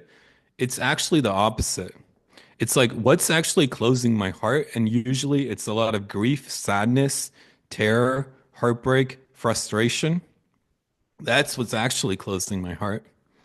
Otherwise, it would be open, right? So it's actually when those feelings arise, it's to actually go into those feelings and to feel them with openness. Kind of like if a kid is feeling scared and the parent is like, oh, like, it's going to be okay, like, and they walk them through feeling that, as opposed to being like, don't feel that and like kind of just dismissing it. That is what actually results in the wound melting and the heart responding with more openness, at least for me. Yeah. What are you most afraid to, or what are you not allowing yourself to feel? Like that kind of a question to yourself, or like, what are you, what are you suppressing from yourself, or what are you not, and then going into that and Yeah. feeling that thing which feels really uncomfortable, and then Yeah. Looks kind of like Danny had the was talking about just telling the truth, right? Just like tell right. somebody something you don't want anybody to know, and that instantly Exactly. probably opens it as well. Exactly. It's interesting that you're mentioning the stomach. I've seen you write about the stomach before. I went to this retreat in Sedona that was like I want to say their modality was like the Tao modality. I'm not really sure exactly, but they're doing stuff like beating on the stomach and like pumping the stomach and things like that. And then there's like tapping on the arms and talking about the meridian channels and all this stuff. And Mhm. at the time, I don't believe in any of this, but I'm here, so I'm just gonna see what happens. And I could not argue with the results. Like afterward, I was day and night, like so much different. Have you ever practiced anything like that or done any of that stuff? The closest that I've done to that is a lot of the bioenergetics, holding different types of poses will start to release some of the holding patterns, and you notice like a remarkable shift pre-bio and post-bio. So that's like the main thing that I've done, but I haven't done anything. I'm curious to do that. I think that's very valuable. Anything that I think gets you out of the head and into the body is super valuable because when the body is leading the way, the unknown is leading the way. And that's when transformation actually happens, right? If I know exactly what's going to happen and how it's going to happen, then what happens isn't actually going to transform me, right? That's usually how, again, I'll speak for myself, but that's usually how we want to go about it. It's like, I want to change my life, but I want my life to change in this way, exactly like this. If that happens, no, I don't want that. But then we keep saying, I'm trying to change my life, right? If you want to truly change your life, then allow life to change you and don't try to change your life because any idea that you have to change your life is just going to recreate the past because that's all you know mentally. So when you just jump into the unknown and you allow your experiences to unfold and to touch you and transform you, that's what actually transforms you and changes your life. And it's scary because there is no formula. There is no cookie cutter. Hey, if you do this, this is exactly what's going to happen. Sometimes what happens is painful, right? Sometimes you get pneumonia for 2 months and you're like, dude, what the fuck? But then you go through it and you're like, oh shit, that actually transformed my life. Sounds like the surrender experiment. Just fully Yeah. surrendering to life in general.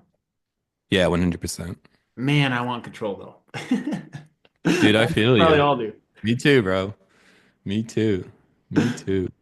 Yeah, I'll send you another book recommendation on the retreat that I went to. The author, the founder, whatever, has a whole bunch of books, but there's one that like describes some of these exercises. I think you'll like it. Oh, I would love to. And nothing else you can do like I do and have a stack of books behind you for the decoration. Could always use more books. Cool. Well, I'm very grateful to have had this conversation for you to come on. Is there anything else that you want to dive into or talk about or bring up?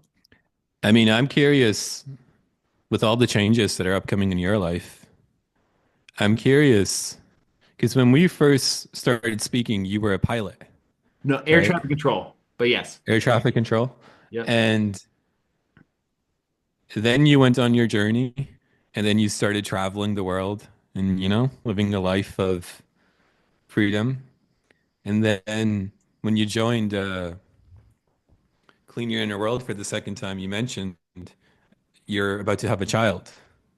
So I'm curious how it feels like for you in this moment to have actually bet on yourself and to actually be in this position that you're in before you welcome your child into this world, and just how you feel as a whole as a result of going through that journey as you prepare yourself for such an exciting new adventure that is forthcoming. Yeah, man, I'm actually like kind of getting tears in my eyes as you asked that. So it feels really good. For one, that old job was not the place, and I knew that, and it was like, well, yeah, but they pay us well, type of thing. Um, and for two, dude, I just fucking call my shots and hit them every time. Like I remember before I like went to Asia when I'd first been on this like quit my job, travel the world thing, which then I ended up like running out of money and then going back to the job. That's a whole other story. But I remember talking to this girl and being like, I really want to have kids, but I want to have kids after like I'm retired or after I don't need to work anymore. And I have since gotten to the position where I probably don't ever have to work again if I don't want to within that period of time. And like obviously I think that I mean I still want to work, but it's just like now so the perspective's changed a little bit, but now I'm so grateful, man. I can do whatever the heck I want. Like I can Mm. choose, and I guess we always could, but I can really just choose to like, oh, I'm going to be in a season of rest now. I'm going to be super present. I can just I don't have this situation like I remember people having where they're just like, man, I have to go to work or oh, I can't go to the kids' soccer game because I have work. And that's the schedule that I used to work was like they tell you when to work and you got no like maybe you could switch a shift with somebody, but you're literally manning a position. So, so grateful for that. And the journey itself, it's been so cool. And I imagine one of my friends that I was talking to, he was like a really good friend in like elementary school. He had three kids and he was like, man, they've taught me so much. So I'm like so excited to like see what I can learn from my kid who is just pure love and presence. And my wife and I are very much both on the same page. So I'm also very excited about like how do we how do I say this in the right way? How do we give her all of the like the right conditions for just pure love? Like how do we avoid giving her limiting beliefs and lack and like all these things that like, when we've gone through the work, we've realized, oh, the reason that I'm this is because I didn't get support from my parents. And so it's like now I'm getting to be conscious about like how can I give my daughter everything, right? Or how can I set her and I'll still probably mess it up, right? I don't or not mess it up, but I'm sure she'll still have her own things to go through, but obviously she'll start with a lot cleaner of a world to begin with, I think. So it's very exciting and yeah, I'm so excited to just have that next experience. It's beautifully said. I also think what you said is so true. I feel like for the most part, we teach kids conditioning and kids teach us presence, right? So if you think about it, like, obviously as a parent, you got to teach a kid how to navigate the world. But the kid really is there to teach us in so many beautiful ways. It's like God in the flesh, especially when they just come out of the womb and then you're around a newborn baby. You could take the toughest man and he'll melt in the preciousness of a newborn because there's something so soft and so delicate. It's like quite literally the spiritual to the physical, a newborn that's entering the world. Like you were just with God a moment ago, and now you're in the flesh as a human. And that level of preciousness, like even if you feel into this space, it melts even the toughest guy. And people are so drawn to a newborn, right? Even when you're walking down the street and the mother's pushing a newborn on the stroller, like everybody wants to like look and like look at the newborn and like there's something deep and very precious and very fundamental there. So that's beautiful. I'm very excited for you. I'm excited to see how this touches you and how this transforms you. I can already see it in your expression. Yeah, I'm very exciting or very excited. It's the the new chapter begins. It's funny, I've always valued freedom so much, and that was one of my like objections to having kids was like, but that's going to impact my freedom, and now I'm just excited for it. And yeah, I can, I guess, choose how it impacts my freedom or just accept, well, this is now I'm stepping into this greater version of the role. That's another thing that I thought about for a long time. Like, I don't know where you're at with wanting to have kids or whatever, but I started with the like default programming of like, of course, that's just what you do. And then I discovered somebody when I was like 24, 25. I met a girl who was like, I'm not going to have kids. And she was older. And I was like, oh, that's an option. And then I entertained that Mm. option for a while. And then I met some more friends who were like, yeah, we're dual income, no kids. And they have this massive mansion on the side of the hill, amazing house. I'm like, oh, maybe I want to do that. And then I just like started thinking, I'm like, man, if you go from like all the humans and all the lineage and all the like everybody before me had to create or didn't have to, but created a kid. And then like who am I to break that chain? I so much of my thinking now goes back to like what is the most natural thing or like how does Hmm. nature do it? And it's just Hmm. like to me, it's just like we were so clearly meant to do this. And then I'll also see the woman who's 40 who doesn't have kids, who now her dog is her kid. And Right. she's so hard, has that motherly instinct, and she Hmm. can't like I can feel and see it feels like regret. But I mean, she won't admit it, right? She'll just, oh no, the dog is the thing or whatever the case is. And I'm just like, yeah, this is clearly we're meant to do this, is what I feel.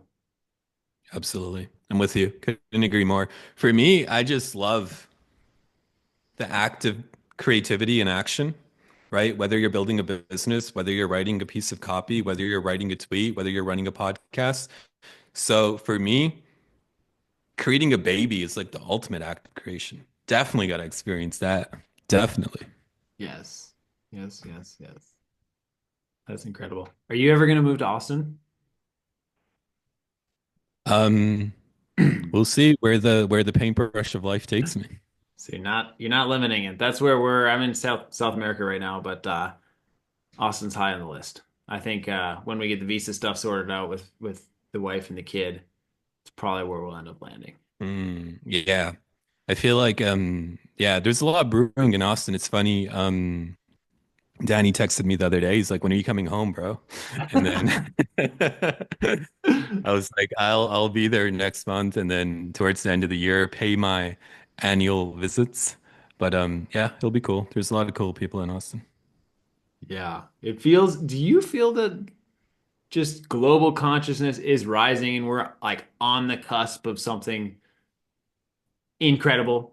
I mean, everything already is perfect, but do you feel like there's something else going on beyond that is like we're in this massive awakening area? Yeah, like the way that I see it is like to make it even more practical. Let's say, for instance, in business how there's like early adopters, Hmm. right? Let's take like Bitcoin, for instance, as an example, right? There's certain people that knew about Bitcoin or cryptocurrency as a whole, like way, way, way, way, way back in the day, right? And they were like, the way that I explain it is whether it was like, I don't think it's luck because there's a lot of people that other people mentioned Bitcoin too, but they weren't curious enough to follow through, right? So certain people are usually more open to new innovation, and we call those the early adopters, right? And I feel the same thing applies to spirituality as a whole. So I feel like reality, like I said earlier, is not dead, but it's alive and it's intelligent and it's manifesting through each and every one of us, whether that's through contraction or whether that's through expansion. But I feel like that reality is up to something and it's moving in a particular direction. And certain people that are more open allow more of this reality to move through them. And you could call those people the early adopters of this new innovation that's happening on a global scale with respect to spirituality. right? And those are the early adopters. But I feel like as a whole, if you notice the way that this reality is unfolding and what it's up to, it's putting pressure on everybody, right? There used to be a time when you could just coast, close your eyes, live a conditioned life, and just live and die, and that was your life. But the world that we're entering, whether it was with COVID or the pandemic, we saw how many people broke up during the pandemic, for instance. They actually had to open their eyes and experience the partner that they were with, whereas previously they were just sleepwalking through the relationship. COVID woke them up and they're like, dude, this fucking sucks. I need to end this relationship. Right. So I feel like on one level, reality is moving in a very particular direction and it's up to something that is leading towards greater expansion and the evolution of consciousness, and that's arising through the early adopters. But at the same time, if you look into nature, nature is both peaceful and very powerful. If you ever see a hurricane or, an earthquake or a tornado, there's a lot of power in nature, right? So that force is arising and is up to something. And I think no longer you can't afford to be asleep at the wheel, whether it's AI, whether it's, everything that's transpiring, whether it's stuff that's happening in the world, it is going to force people to actually wake up more. And sometimes pain is the greatest gift because it allows you to see what you otherwise couldn't see because you were living in la la land, right? So I think we're a part of a great transformation, a great adventure. And I think it's going to unfold in ways that we can't predict. But my spidey senses are tingling that it's going to be a wild fucking ride and everybody is going to be a part of it. Certain people may experience more pain because they want to keep their eyes closed. They don't want to actually engage. But I think life is going to force people to actually open their eyes. Yeah, I would agree. It's I have no idea where we're coming, but I know there's volatility coming, is what I'll say. And I don't know if you're familiar with the fourth turning concept or idea. I've heard of it, but I don't know. It's basically like there's these cycles that last about a lifetime, and Mhm. we're going through the final phase, and the final phase almost always results in war, and there's a massive change. Like if you go back 80 to 90 years from the date now, every time you'll see like the Civil War, oh, the world or I guess one of the world wars, then a civil war, and then something else. And it's like there's just these massive changes that kind of have to do with demographics of like Mhm. it also kind of has to do with the like if you've heard the saying like strong men create good times create weak men create hard times create strong men. So it's that Mhm. cycle is like playing out at the same time. And it's Yep. like, yeah, it feels like, I mean, America's got enough of its problems, and I'm sure Canada does as well. So it feels like just everything is so like broken when we're so ready for something new, and we're also like you said, AI. We have no idea what that thing is going to end up being capable of. Right now, it's pretty cool to play with, but I think it's for what it can do in this moment. I think it's overhyped, but what it will do in 3 years or 10 years, Mhm. it's like people aren't even Mhm. thinking of. Yeah. Personally, I'm like, again, I feel like this speaks to the power of what we were talking about earlier, where regardless of what happens, whether there's wars, whether there's chaos, whether there's like a shit ton of, pure chaos, it speaks to the importance of actually being connected to the part of you that is timeless, because then it doesn't matter what happens, right? You've really won the video game of life when you achieve that. Because, like, if your state of being is predicated on what's happening, you're forever going to be a prisoner because you're constantly tied to what's happening, right? That's why, for instance, that quote, societies like fear the enlightened being the most, or the ones in power fear the enlightened being the most because they can't have any control over him because he or she already realizes that they realize the underlying truth and now you can't use fear or deception or control to manipulate them. That person has really broke through and won the video game of life because it doesn't matter whether that person is in prison or in war or in the happiest of times and it's the golden age. That person remains who and what they are and they're free, regardless. Sure, things may suck. Sure, nobody wants to be in pure chaos, but at the same time, they don't forget who they are. So tying it back to that tweet, remember who you are, remember who you are, remember who you are, whether it's in good times or bad times. Boom. I love that. Dude, you are a wealth of knowledge. The way that you are able to use these analogies or just like tie everything together, it's like I'm continuously impressed. I remember when I was first in the money Twitter rabbit hole, I was seeing your content and I was like, I want to see more of that. So I just like consciously like liked your stuff. I kept seeing more of it, and then I got your freebies, and then I ended up on your email list, and then I think I've bought everything that you've ever put up. So, Appreciate it. I really and appreciate it. That truly means a lot to me. I will continue to buy the stuff you put up. So, yeah, much love to you. Thank you, brother. Much love to you as well. Yeah, man. Well, good to see you. Thanks for coming on. Anything else you want to wrap up with other than telling people where they can find you? No, I think that's it. I think this was a lovely conversation. It was a very enjoyable podcast. Like I could feel the shift in the conversation with the presence in the space. And I think that's like the greatest use of time is to like access the part that is timeless. And it's such a gift to be able to share that space with you on this pod and just riff and just free flow. Like those are the best types of conversations. So I'm very grateful to have come on and to just free flow. And I'm also very touched as you were sharing about, your transformation and with your daughter that's shortly going to be here. That was very touching to witness as well. And I'm very excited for all of you to experience that. Me too. Yeah, I'm gonna welcome her into the world. I'm gonna catch her. So, Beautiful, yes, beautiful, it's gonna be beautiful. It's cool. amazing. Well, people, comedic bizman on Twitter is the best way. Is it, or is that the best way? And you got a Twitter channel or you got a YouTube as well? What else? How else can people Yeah, I hang think out with Twitter you? is the best way. It's like, bite-sized, and then if people fuck with it, they can go deeper. Otherwise, it's all good. I've sent so many people into your mindset folder page. What is that? The Mind School? Yeah, mindschool.com/free. Yeah, that one's what's up. That do you still every day check out a mindset folder? Yeah, I'll glance through it at the very least, but I'm actually updating it. So like again, when I say like I just like share what works for me, I've been tinkering with my mindset folder for the last 3 years, I think, like playing around with different things. I'm always like split testing and like trying different things and like adding certain things if they stand the test of time and taking other things away.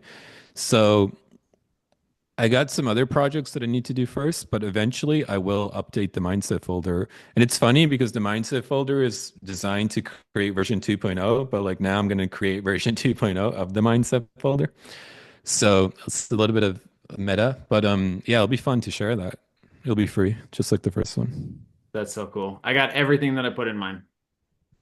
Dude, let's fucking go. That's amazing. Do you still run it? Do you like update it and like I am going through an update right now, and my beautiful? consistency is lower than I would like it to be. This is a good reminder that this is something that I need to re-add to the routine. You know how we party or we have success and then we party or we stop doing the thing that got us Yeah, there. That's the stage that 100% I'm at right now. So yeah, I'm gonna make a note right now to bring it. relatable.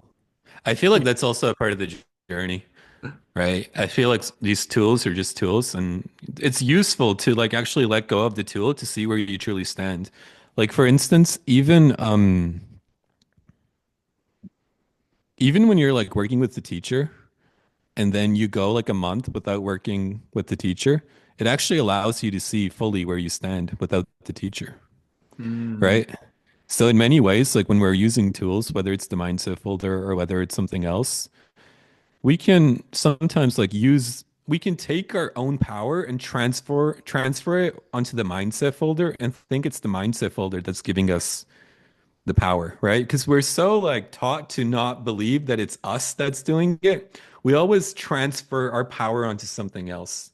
It's like, hey, this clean your inner world is what made me do this. It's not really the course that made you. It's not really the mindset folder. It's just whatever, right? It's you and you just tapped into your power through the permission slip of the mindset folder or through the course or through a coach or through somebody else. So it's useful sometimes to let go of the tools and to actually experience your raw power without transferring it over onto some external object. Now, with that stated, that is sometimes difficult to do. That's why external things are very useful. But really, they're useful to show you that it's you that has the power. And it's always been you that has the power. Wow. Well, that's a beautiful place to end it. Everybody who knows, or everybody that I've seen who tells you that you are the one who has the power, is like anybody who tells them that oh no, you can only get this through me or behind me or whatever. I immediately red flags pull up. Yeah. Love that. Yeah. Love that. I love that. I love that. Thank you again for coming on. Dude, absolutely. This is a blast. Appreciate you. Appreciate you as always. Yeah, man. Let's meet up in Austin in the near future. Dude, let's run it. Let's run this in person next time. Heck yeah. Heck yeah. Anything else